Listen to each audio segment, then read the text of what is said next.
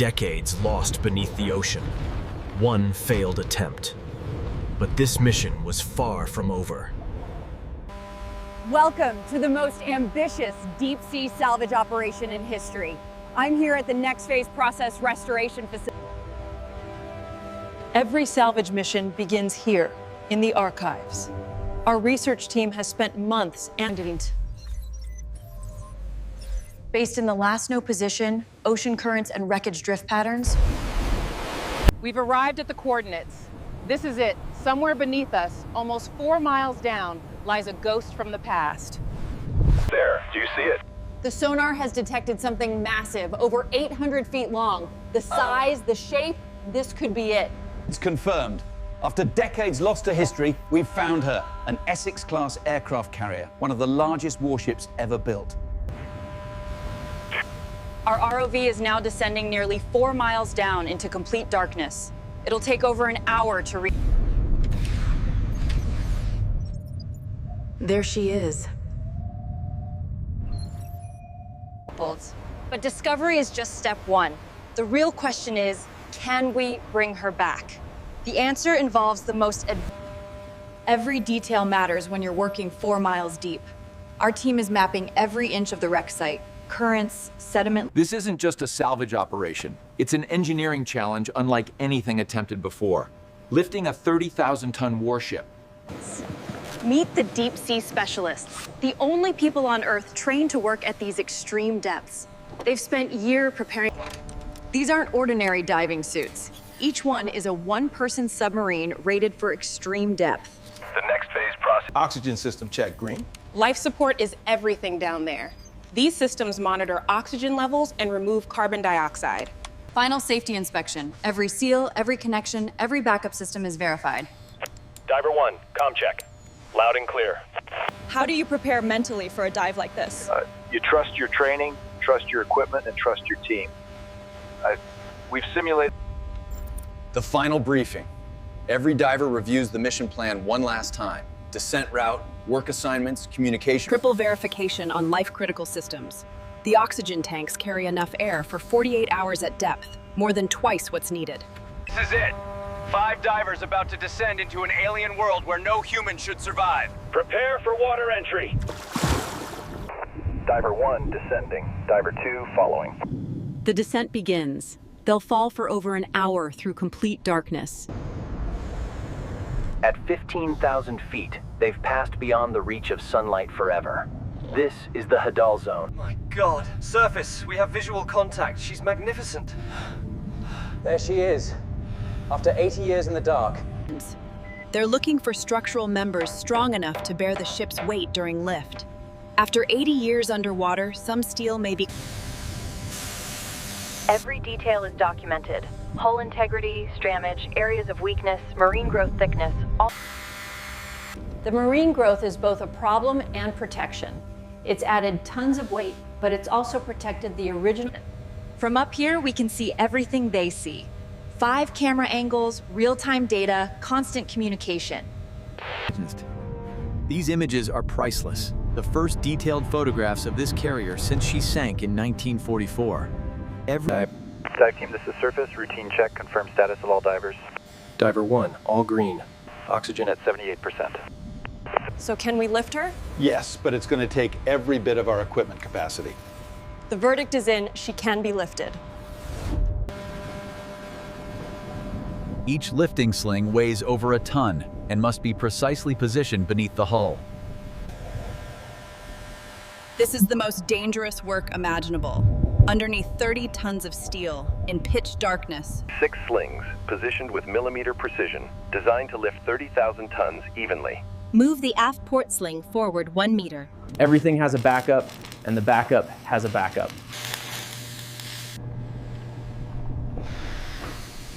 Load balance is critical. If one sling carries more weight than designed, it could fail under stress. Sling 3 is 0.3 tons high. Please adjust. We're good. So that's the binding system. 6 slings, 12 cables, redundant safety systems, all calculated to lift. 3 of the most powerful crane vessels ever built, now working together. Crane vessel Alpha, position confirmed. Crane vessel Bravo, holding station. Each chain weighs over 20 tons and must be connected with absolute precision. The shackles connecting them are rated for... This is it, the final connection. Ushered from this vessel's winches through 4 miles of steel cable and anchor. Weather? Go. Medical? Go. Divers? Go. Cranes? Go for lift. All stations, we are go for lift operation. Commence initial tension phase. How do you feel? Nervous. Everything we could do is done. Now it's up to physics and luck. All stations confirm ready for initial lift. Crane vessels, begin initial tension phase. Slow and steady. Watch your loads. The initial lift phase has begun. The cables are taking load, but the ship is still resting. Load at 15,000 tons and climbing 18,000. The forces at work here are almost beyond comprehension. She's moving! After everything, it's working! The carrier is leaving the seabed! Wait, hold on. Something's wrong. We have load imbalance. Cables 3 and 4 are at 7,200 tons. Can we compensate? Wait, something's not right. The engineers are seeing something in the data. Cable 3 is at 8,400 tons. That's all. 3. The engineers they're saying it can't hold. They're trying to lower her back down, but there's too much weight. The cables are, oh my God, I can hear. Get down. The operator is helpless. 40 years of experience, and he can only watch as the system destroys itself. All hands, brace for failure. Brace for!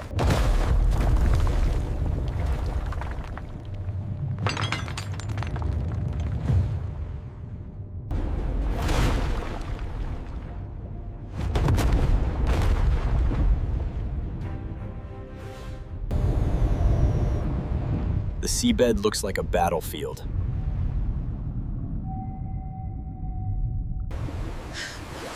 It's over. That's what everyone thinks. The mission failed. The ship is back on the bottom. I don't know how to tell you this. We failed. The carrier is back on the bottom, and I don't know if we can try again. Everyone is devastated. The analysis is brutal. The cables failed because they were asked to lift more than they could handle. Simple physics. But why were the calculations wrong? Look at the load distribution here. That's the failure initiation point. The cascade took 0.3 seconds, too fast for any emergency response. We need at least 5,000 more tons of capacity. Where do we get that? The math is simple and damning. They were 5,000 tons short. I might have an answer. Our equipment isn't sufficient, but there is new equipment. Experimental. Can we trust it? It's the only option. But can you promise it will work? No. I can promise we'll do everything humanly possible. The rest is up to physics and luck. Here comes hope, or desperation, depending on who you ask. It's equipment. Certain things. Everything is bigger, stronger, better. These aren't just incremental improvements. These cables are rated to... We're not just adding capacity, we're adding intelligence. The new system has load sensors at every connection point, feeding data... 48 hours of non-stop work. The team is exhausted but driven. They're not just installing equipment, they're building redemption. Sure. This is 3 times the capacity of the original system, with computer monitoring that didn't exist before. If the first attempt... This is what $200 million. This is what experimentary laboratory structures are anything that's ever attempted deep. 3 cranes, 3 ships, 1 target 4 miles below. They have to work in perfect synchronization. If one... This cable has 7 layers of braided steel, each layer rotating opposite to the next. These aren't just terrain. These hydraulic arms can lift 5,000 tons while adjusting position by 30 degrees in islands. See these sensors? There are over 2,000 monitoring points. These green lines are the fiber optic network connecting everything. Trust, but verify. Everything is tested twice, some things 3 times. They're not taking chances, they're taking measurements.